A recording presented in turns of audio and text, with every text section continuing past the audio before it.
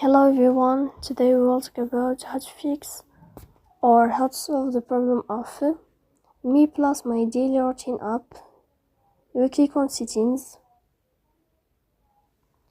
Here in this page you can click on apps, default apps, app settings. On above you can search about Me Plus My Daily Routine.